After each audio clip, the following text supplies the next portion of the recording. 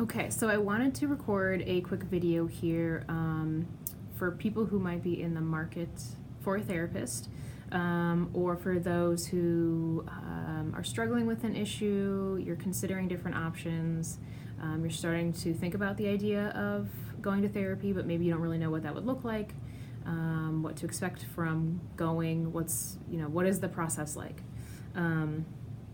Or for any sort of questions or thoughts along those lines.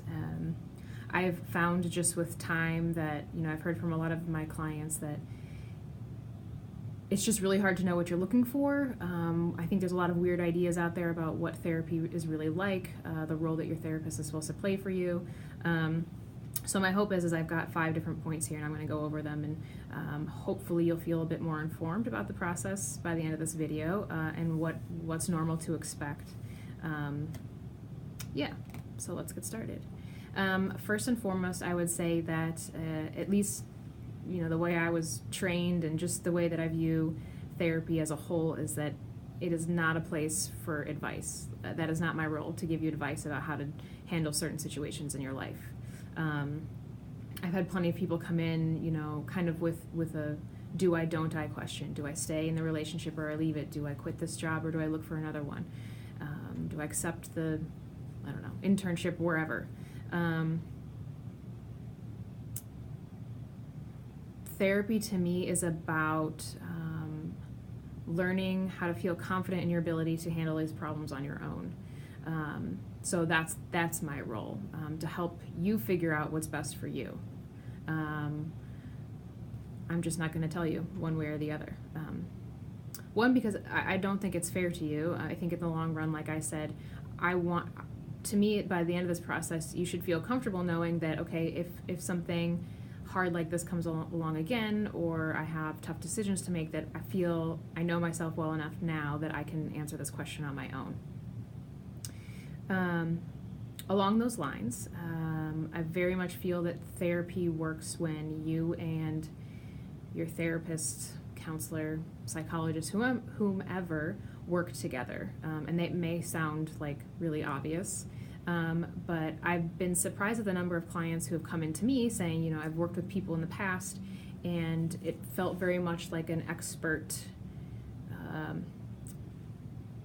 not expert relationship.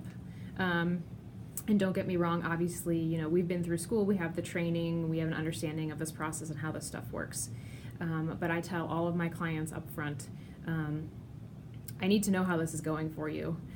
So if I say something that sounds not true to you, or just rubs you the wrong way, or we're focusing on things that feel irrelevant to what you came in for, or something just really isn't clicking for you, I want to hear about it. In fact, the more feedback, the better. That helps me to figure out, okay, I'm so glad, I felt like something was off too. Now we can kind of reassess and pick a new direction. I really think communicating about that stuff can make or break your treatment, for sure. Let's see here. I guess also along those lines, this would be point number 3 to consider. And I think a lot of other therapists as well, operate under the assumption that we call it the relationship heals. So the connection you have with your therapist is just really important at the end of the day, regardless of their, approach or modality. You need to feel comfortable with your therapist. You need to trust your therapist. It's just going to be hard to have a lot of progress if that stuff's not in place. That being said, that takes time. So I think it's really normal for your first, 1 to 4 sessions to feel a little awkward. In a way, it's like making a new friend or going on a date or something like that.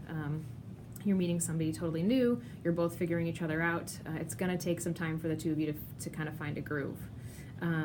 So, I've seen some people kind of hopping around saying, it was just kind of a weird session. And to some extent, I think that's just a normal part of the process. That being said, if someone does something blatantly, really offensive or totally crosses a boundary, that's a different story. But the relationship's really important, and that takes time to form.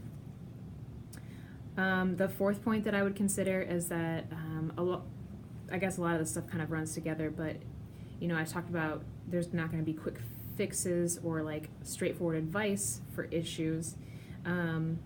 Knowing that sometimes things are going to get harder before they get easier. I see time and time again where people have been, avoiding, suppressing, running from issues, and that's, kind of a normal way to want to deal with things that obviously wasn't really dealing with the issue. So when you come to therapy, this stuff we're facing it head on. So it can be really hard up front.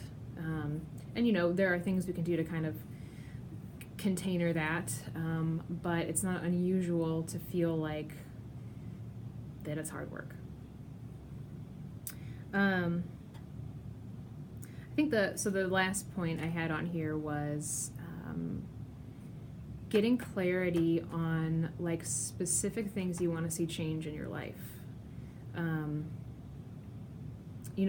Again, a lot of clients will come to me saying like they have a very clear idea of what it is they don't want anymore. I don't want this pain. I don't want to struggle with my depression. I'm tired of struggling with my anxiety.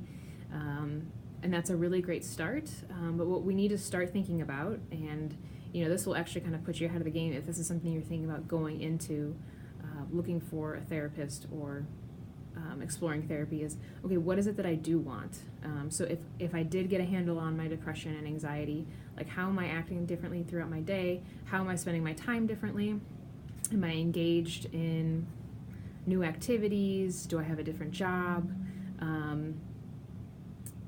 Treatment should be driven by things that you can move towards, as opposed to just trying not to experience certain things. That'll get you stuck real fast.